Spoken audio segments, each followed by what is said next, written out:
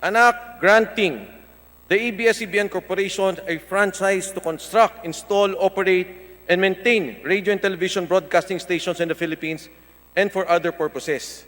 Ito pong bill na to ay nandito na po sa atin ng humigit kumulang, lampas na po siguro ng mga 3 buwan, Mr. Speaker. And therefore, Mr. Speaker, bago tayo magkaroon ng konsiderasyon for the business of the day o yung pag-uusap ng mga batas na kailangan natin pag-usapan ngayon, Mr. Speaker, I would like to raise a point of order that the unfinished business of the ABS-CBN franchise be decided first before we take up any issue in plenary, Mr. Speaker. Unless, Mr. Speaker, there will be a debate on the rules at kung ano po ang tamang dapat gawin, pero malinaw na malinaw, Mr. Speaker, na nakasaad sa atin sa calendar of business natin na bago pag-usapan ng business for the day, bago pag-usapan ng anumang debate sa anumang batas, ay tapusin muna natin ang konsiderasyon ng mga items o mga batas sa ilalim ng unfinished business. Yes, Mr. Speaker, before your ruling, I understand and I accept the explanation of the majority floor leader. That is precisely why what I raised was a point of order. A point of order because there should be in the order of tackling our business and in the order of motions, there is an hierarchy. And the point of order is of the highest hierarchy. What I'm saying, Mr. Speaker, what we have here is an unfinished business. Ito pong ginagawa natin pagdidebate sa mabang panahon, marami nang naging batas na naprubahan, pero ito pong unfinished business ay patuloy pa rin na nandyan sa unfinished business. And therefore, Mr. Speaker, before tackling any other issue, before entertaining any other motion, bago pag-usapan kung anumang batas o kung anong pang motion, kailangan po sanang matapos muna natin yung ating pag-uusap. In particular, Mr. Speaker, again, I assert that the committee report conducted by the Committee of the Whole has been submitted for the longest time. Nandito na po sa atin yan, the unfinished business of the ABS-CBN franchise.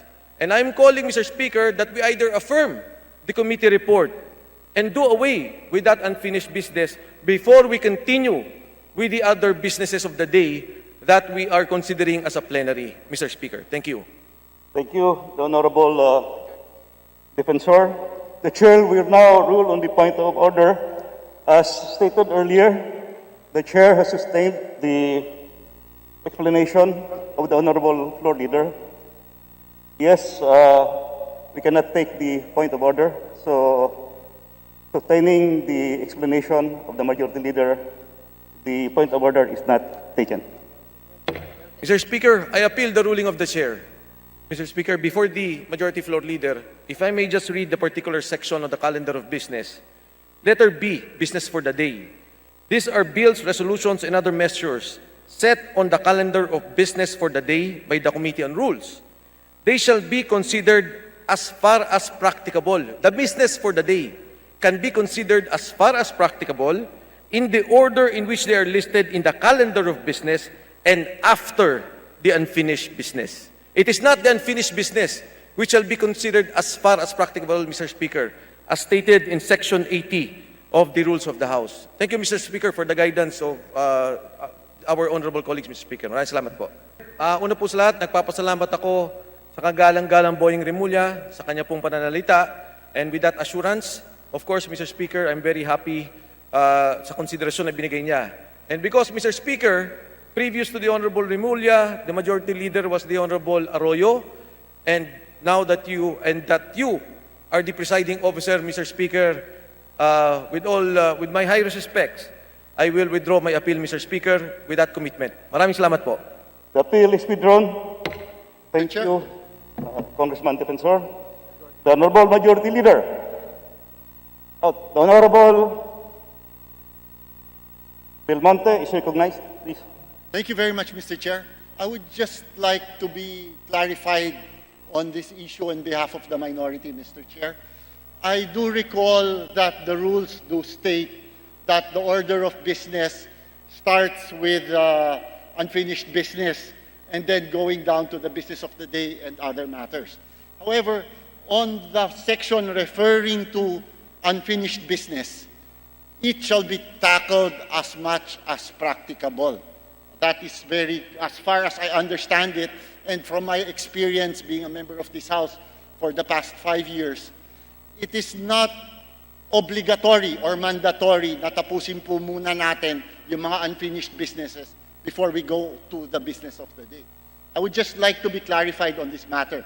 When the majority leader moved that we tackle the business of the day and go on with other matters to be tackled by the House, urgent matters that concern the House, that means that although the unfinished business is part of the agenda, we are not obliged to take it up immediately, especially since there were special reasons for why these matters were part of the agenda but not taken up on the day. I would just like to be clarified on this matter on behalf of the minority, Mr. Speaker, Your Honor. The manifestation of the Honorable Belmonte is well taken. Any Mr. line Speaker. from our majority leader? Okay, Mr. Speaker. Session suspended.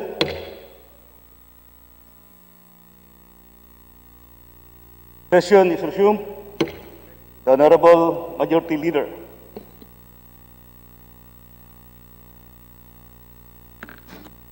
Mr. Speaker,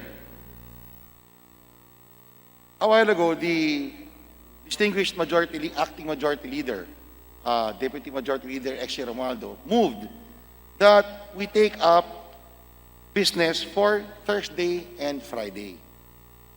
It's only Wednesday today, but he moved right away to take up business for Thursday and Friday because he deemed that he wanted to get this out of our minds already, to finish this already. You asked if there was an objection, and there was no objection. So the presiding officer, which is you, the distinguished Deputy Speaker, said, okay, carry on with the business for Thursday and Friday. That is the status of the Parliament, of the plenary right now, Mr. Speaker. Point well taken. The explanation of the Majority Leader is noted and accepted. Mr. Speaker. Honorable Roll Leader, please. Session suspended. The ruling of the chair.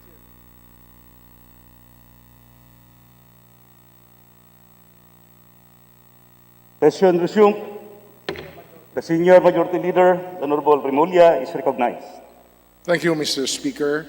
After conferring with the Honorable Defensor on his request for an assurance that the unfinished business shall be taken up on Monday, and since the presiding officer cannot give his word right now, but since he is not slated to be on the roster or on the podium on Monday, then it was already agreed upon with the Honorable Defensor that the assurance of the Senior Deputy Majority Leader is sufficient, that we will take up items in the unfinished business by Monday. We will start taking them up already, Mr. Speaker.